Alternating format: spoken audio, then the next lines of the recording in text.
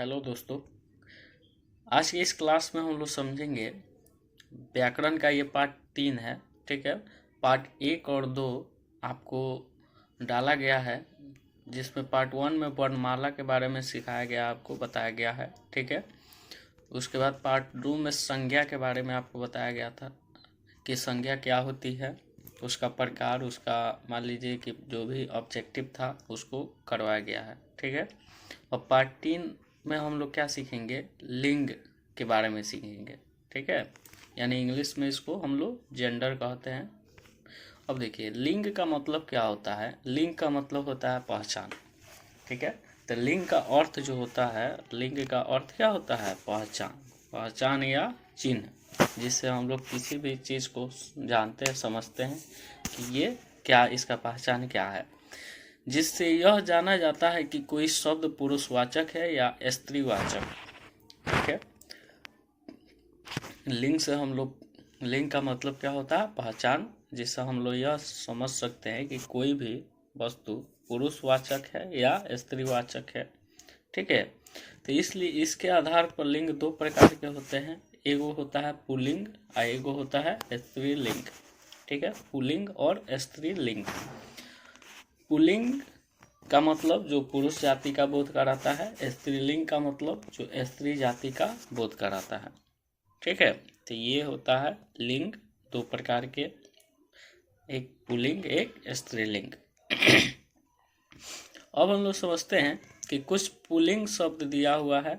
ठीक है। और उसका स्त्रीलिंग रूप में दिया हुआ है। ठीक है। यानी कुछ पुल्लिंग शब्द दिया हुआ है हम लोग के पास, उसका स्त्रीलिंग हमारे पास यहाँ पे दिया हुआ है। जैसे समझिए यहाँ पे, जैसे में अध्यक्ष। ठीक है। अध्यक्ष पुल्लिंग शब्द हो गया, और इसका मान लो स्त्रीलिंग शब्द जो होगा कौन सा हो जाएगा, अध्यक्षता। ठीक है। अध्यक्षा जो होगी ये क्या हो जाएगा, इसका पुल्लिंग शब्द हो जाएगा, सॉरी स्त्रीलिंग शब्द हो जाएगा। इसी प्रकार यहाँ पे है अध्यापक, तो अध्यापक पुल्लिंग शब्द हो जाएगा और अध्यापिका स्त्रीलिंग शब्द हो जाएगी। ठीक है। इसी प्रकार अभिनेता का क्या होता है, स्त्रीलिंग, अभिनेत्री। आचार्य का आचार्या, आयुष्मान का आयुष्मती, इंद्र का इंद्राणी, कवि का कवित्री, बुद्धि का सॉरी बुद्धिमान का बुद्धिमती, वर का वधु। ठीक है। बहुत सारे मान लीजिए पुल्लिंग और स्त्रीलिंग होते हैं। तो यहाँ पे आपके पास पुल्लिंग और स्त्रीलिंग यहाँ पे दिया गया है। ठीक है। आप लोग इसको देख लीजिए। ठीक है। अब हम लोग आते हैं इसका ऑब्जेक्टिव को समझते हैं। ऑब्जेक्टिव में देखिए यहाँ पे कहता है लोहा शब्द है। तो लोहा शब्द को क्या है, स्त्रीलिंग है कि पुल्लिंग है, तो क्या है, पुल्लिंग है। लोहा जो शब्द है वो क्या है, पुल्लिंग है। शिक्षक शब्द का स्त्रीलिंग होगा, तो शिक्षक का स्त्रीलिंग क्या होता है, शिक्षिका होता है। क्या होता है, शिक्षिका। आगे बात समझ में। उसके बाद अबल शब्द का स्त्रीलिंग रूप क्या है, तो अबल का क्या होता है, अबला। अबल का स्त्रीलिंग क्या होता है, अबला। नियम शब्द क्या है, तो नियम। नियम बनाया जाता है। ठीक है। नियम बनाई नहीं जाती है, नियम बनाया जाता है। तो नियम शब्द जो होगा क्या हो जाएगा, पुल्लिंग हो जाएगा। उसी प्रकार महाशय, महाशय शब्द का स्त्रीलिंग रूप क्या है, तो महाशय शब्द का स्त्रीलिंग रूप क्या है, महाशया। ठीक है, महाशया। उसके बाद विवाह, विवाह शब्द का स्त्रीलिंग रूप क्या होगा, विवाह शब्द है तो क्या है, स्त्रीलिंग रूप है, यानी स्त्रीलिंग है विवाह शब्द। लिखावट, तो लिखावट भी क्या है, स्त्रीलिंग शब्द है। प्रशिक्षण, प्रशिक्षण शब्द क्या है, पुल्लिंग है। प्रशिक्षण शब्द क्या है, पुल्लिंग है। इसको आप लोग याद कर लीजिएगा। उसके बाद है श्रीमान, श्रीमान शब्द क्या है, श्रीमान शब्द का स्त्रीलिंग रूप क्या होगा, तो श्रीमान का क्या होता है, श्रीमती होता है, आप जानते ही हैं। छात्र का छात्रा होता है, आप जानते ही हैं। बुद्धिमान का बुद्धिमती होता है। ठीक है। इज्जत शब्द कौन से लिंग है, तो इज्जत जो होता है क्या है, स्त्रीलिंग है। सभा शब्द का लिंग है, तो सभा भी क्या है, स्त्रीलिंग है। आगे बात समझ में। तो ये आपके पास वो टोटल 13 ऑब्जेक्टिव है स्त्रीलिंग शब्द से। ये बहुत मोस्ट इम्पोर्टेंट टॉपिक है, इससे बहुत अच्छा क्वेश्चन पूछता है। ठीक है, तो लिंग, जो लिंग है, तो लिंग हम लोग जानते हैं, लिंग का मतलब क्या होता है, पहचान। ठीक है, जिससे किसी भी वस्तु का पहचाना जा सकता है कि वह स्त्री है या पुरुष जाति का है। ठीक है, तो स्त्रीलिंग जो शब्द होते हैं, जो लिंग होते हैं, वो 2 प्रकार के होते हैं, एक पुल्लिंग एक स्त्रीलिंग। इसी प्रकार हम लोग यहाँ पे 13 को एथी देख लिए, ऑब्जेक्टिव देख लिए। ठीक है, अब देखिए, अब लिंग जो है ये हमारा पास खत्म हो गया। अब आते हैं वचन। ठीक है, वचन को हम लोग समझते हैं, वचन क्या होते हैं। तो वचन देखिए क्या होते हैं, 1 मिनट। देखिए वचन क्या होते हैं, वचन। ठीक है, वचन व्याकरण में वचन का अर्थ होता है संख्या बताना। ठीक है, व्याकरण में जो किसी भी चीज़ का संख्या एक गो है कि 2 गो है कि 2 गो से ज़्यादा है, उसके बताने के लिए व्याकरण में हम लोग क्या पढ़ते हैं, वचन पढ़ते हैं। तो वही का होता है, व्याकरण में वचन का अर्थ होता है संख्या बताना। ठीक है, इस प्रकार संज्ञा या सर्वनाम के जिस रूप से उसके एक या एक से अधिक का बोध हो, उसे हम लोग क्या कहते हैं, वचन कहते हैं। ठीक है, यानी ये संख्या बताता है, कोई वस्तु एगो है या एक गो से ज़्यादा है, उसके बारे में कौन सा क्या इंफॉर्मेशन देता है, तो वो कौन है, वचन है। ठीक है, इसी प्रकार यहाँ पे देखिए, हिंदी में वचन 2 प्रकार के होते हैं। ठीक है, वही संस्कृत में देखिएगा तो 3 प्रकार के हो जाते, संस्कृत में अलग 3 प्रकार के होते हैं। ठीक है, अब देखिए, ये जो है हिंदी में वचन 2 प्रकार के होते हैं, एक होता है एक वचन और दूसरा होता है बहुवचन। ठीक है, एक वचन संज्ञा के जिस रूप से उसके एक होने का बोध हो, उसे एक वचन कहते हैं। ठीक है, यानी जिससे एक वस्तु का बोध जिससे होता है, उसको हम लोग क्या कहते हैं, एक वचन कहते हैं। ठीक है, जैसे यहाँ पे है लड़का, घर, नौकरानी, डॉक्टर इत्यादि, जिससे हमको लगे कि हाँ वो चीज़ क्या है, एक है, तो उसको हम लोग क्या कहेंगे, एगो है, तो इसका मतलब एक वचन है। बहुवचन, तो बहुवचन क्या कहता है कि संज्ञा या सर्वनाम, ठीक है, संज्ञा या सर्वनाम के जिस रूप से उसके एक से अधिक होने का बोध हो, एक से अधिक, ये याद रखिएगा, अगर एक कहे तो एक वचन है, एक से अधिक की बात कहे तो वो बहुवचन कहलाता है। जैसे यहाँ पे लड़का है तो यहाँ पे कची हो जाएगा, यहाँ पे लड़का है तो ये कची हो गया, बहुवचन में लड़के हो गए। घोड़ा है तो घोड़े हो गए, यानी घोड़े का मतलब, लड़के का मतलब बहुत सारे लड़के होंगे, 2 गो लड़का होगा, 2 से ज़्यादा लड़का होगा, तो इसलिए लड़के यूज हम लोग करते हैं।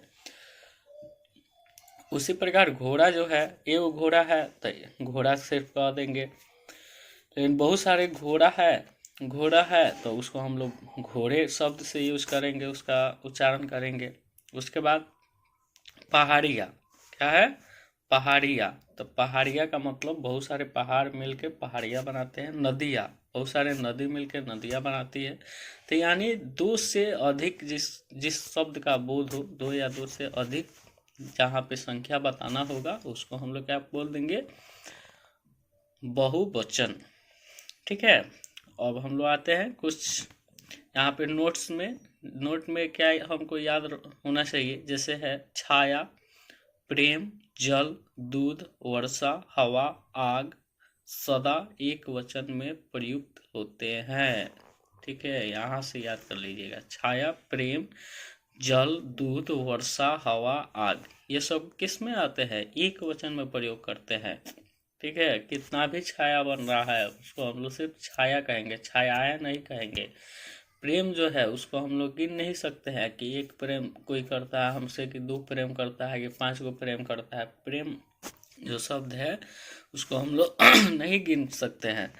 उसके बाद जल, तो जल जो है, जल की बूंदे गिनी जा सकती है। जल यानी कहने का मतलब जल को नहीं गिना सकता है। दूध, वर्षा, हवा, आग, ये सब क्या है, एक वचन में हमेशा प्रयुक्त, इसका उपयोग एक वचन में हम लोग करते हैं। इसी प्रकार लोग, लोग, दर्शन, प्राण, बाल, हस्ताक्षर, आंसू, समाचार, यह सब जो होता है इसमें बहुवचन में प्रयोग किए जाते हैं। ठीक है, तो ये 2 नोट आप लोग याद कर लीजिएगा। छाया, प्रेम, जल, दूध, वर्षा, हवा, आग एक वचन में यूज होता है, और लोग, दर्शन, प्राण, बाल, हस्ताक्षर, आंसू, समाचार, यह सब जो है बहुवचन में प्रयोग किया जाता है। ठीक है, तो इससे क्वेश्चन आसान आता है। तो ये मान लीजिए ऑब्जेक्टिव इससे जो आएगा आप लोग समझ लीजिएगा। जैसे देगा प्रेम, प्रेम एक वचन है कि बहुवचन है, तो एक वचन है। लोग, लोग बताइए एक वचन है कि बहुवचन है, तो बहुवचन है।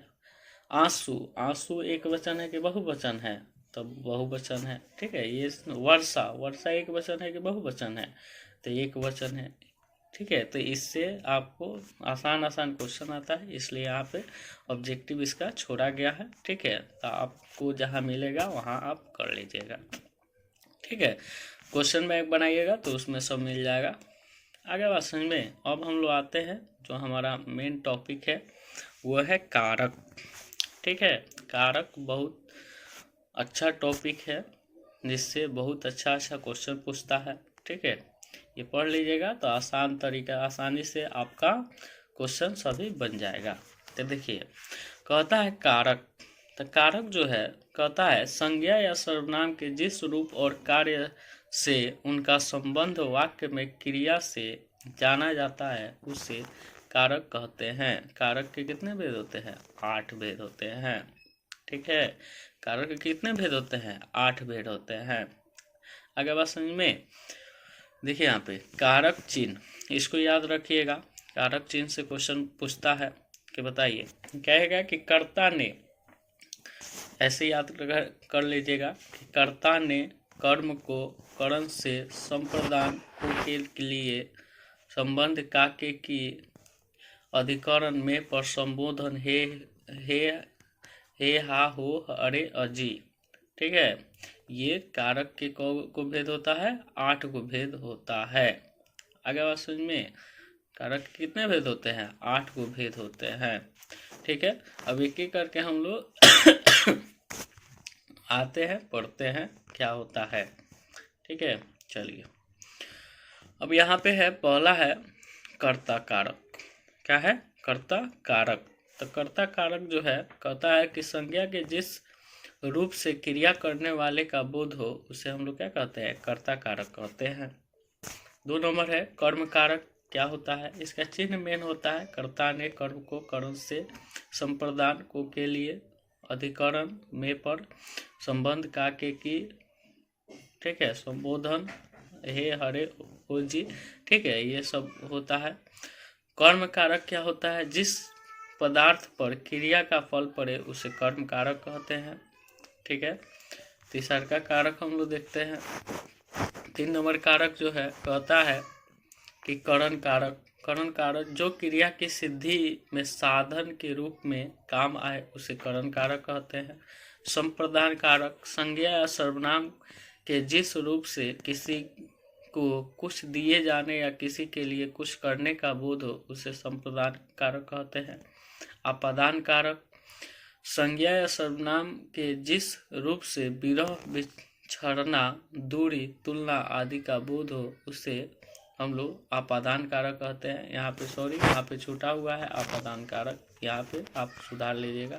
जो कारक है यहाँ पे देखिए तो कर्ता ने कर्म को करण से संप्रदान को के लिए, ठीक है, उसके बाद आपादान में, आपादान से अलगाव होता है, संबंध काके की अधिकरण में पर संबोधन हे अरे ओ जी। ठीक है, यहाँ पे आप संप्रदान के बाद कैसे डाल लीजिएगा, संप्रदान के पहले, संप्रदान के बाद कैसे आपादान डाल लीजिएगा। आपादान का इसका एथी भी होता है से अलगाव, यानी कोई भी चीज का अलगाव बोध कराता है आपादान। ठीक है, अब देखिए उसके बाद कहता है संबंध कारक। तो संबंध कारक संज्ञा या सर्वनाम कि जिस रूप से किसी एक वस्तु अन्य वस्तु से संबंध ज्ञात हो यानी मालूम पड़े उसे संबंध कारक कहते हैं। अधिकरण कारक संज्ञा या सर्वनाम के जिस रूप से स्थान, समय, अवसर या आधार का बोध हो उसे अधिकरण कारक कहते हैं। ठीक है। इसी प्रकार संबोधन कारक जिस शब्द से किसी को पुकारने या बुलाने का भाव प्रकट हो उसे संबंध कारक कहते हैं। आगे बात समझ में। तो कारक ये मान लीजिए आपको मेन इंपॉर्टेंट चिन्ह है। ठीक है, चिन्ह से आपको सब पता चल जाएगा कि क्या कारक क्या होते हैं। ठीक है, इसका परिभाषा भी यहाँ पे दिया गया है, आप इसको ये समझ लीजिएगा। ठीक है, अब बाकी तो बताइए दिए। अब यहाँ पे देखिए तो इसका ऑब्जेक्टिव हम लोग करते हैं। ऑब्जेक्टिव नंबर 1, कारक के कितने भेद होते हैं? तो कारक कितने भेद होते हैं? 8 प्रकार के कारक होते हैं। ठीक है, 1 नंबर हो गया। 2 नंबर ऑब्जेक्टिव जो है कहता है कर्ता का चिन्ह क्या है? कर्ता ने, तो कर्ता का चिन्ह क्या है? ने है। आपादान का चिन्ह क्या है? से है। वो छूटा हुआ है उसमें, लेकिन आप बना लीजिए, यहाँ पे दिया हुआ है। आपादान का चिन्ह क्या है? से। ठीक है, उसके बाद कहता है कि वह छत से गिर पड़ा, किस कारक का उदाहरण है? तो ये भी देखिए, छत से कोई चीज गिर रहा है तो जहाँ जुदाई की बात आए, जहाँ अलगाव का बात आए, उसको हम लोग आपादान कारक में रखते हैं। इसी प्रकार 5 नंबर क्वेश्चन देखिए, कहता है कि पेड़ से पत्ते गिरते हैं, ये भी कौन सा हो जाएगा? आपादान कारक हो जाएगा। बिना देखे हुए जहाँ जुदाई की बात आए वहाँ पे आपादान कारक। और ज़्यादा आपादान से क्वेश्चन पूछता है। ठीक है, इसके बाद मछली पानी में रहती है, मछली पानी में रहती है, तब में पर कहाँ आता है? अधिकरण में आता है, अधिकरण में पर। ठीक है, तो अधिकरण कारक हो जाएगा। उसके बाद मैं आपकी शरण में आया हूँ, इस वाक्य में मैं क्या है? तो मैं पर जहाँ है वो अधिकरण कारक हो जाएगा। मैंने राम को पुस्तक दी, मैंने राम को पुस्तक दी, तो संप्रदान में को की के काके की आता है। ठीक है, तो संप्रदान कारक हो जाएगा। उसके बाद है मोहन कलम से लिखता है, इसमें से कौन सा कारक है? तो करण कारक हो गया इसका। से यानी जहाँ पे करण का भी जो चिन्ह होता है से होता है, लेकिन यहाँ पे जुदाई नहीं होता है, यहाँ पे लगाव होता है, यानी यहाँ पे लगाव का बात होता है। ठीक है, यानी कलम से कोई लिखता है तो करिए क्यों लिख रहा है, यहाँ पे टच करके लिख रहा है, तो यानी लगाव यहाँ पे हो रहा है। उसके बाद टेबल पर किताब है, टेबल पर किताब है, तो मैं पर जहाँ आए वहाँ पे अधिकरण कारक हो गया। ठीक है, तो इसी प्रकार आपके पास क्वेश्चन अब मान लीजिए ऑब्जेक्टिव आएगा आपके एग्जाम में। ठीक है, तो इतना आप लोग आज तैयार कीजिए। ठीक है, 3 गो चीज़ हम लोग पढ़े आज। पहला पढ़े हैं लिंग के बारे में, हम लोग पढ़े हैं कि इसके बारे में पढ़े हैं, लिंग के बारे में पढ़े हैं लोग। उसके बाद हम लोग पढ़े हैं वचन के बारे में, उसके बाद कारक के बारे में पढ़े हैं लोग। ठीक है, तो ये सभी चीज़ आज हम लोग पढ़ लिए। 3 गो मान लीजिए कि टॉपिक आज हम लोग क्लियर कर लिए। कल के क्लास में हम लोग और आगे जितना भी हो सके उतना हम लोग करेंगे, यानी आपको 2-4 और वीडियो में आपका पूरा व्याकरण वाला पार्ट जो होगा खत्म हो जाएगा। ठीक है, इतना आप कर लीजिएगा तो इसमें से आपको 50% यानी हिंदी में 50% क्वेश्चन आपसे बनने लगेगा। जाके अब ऐसे से क्वेश्चन बैंक से आप बनाइएगा, खुद समझ में आ जाएगा कि कितना इम्पोर्टेंट है आपका व्याकरण। ठीक है, चलिए धन्यवाद। आज के लिए इतना ही हम लोग रहने देते हैं।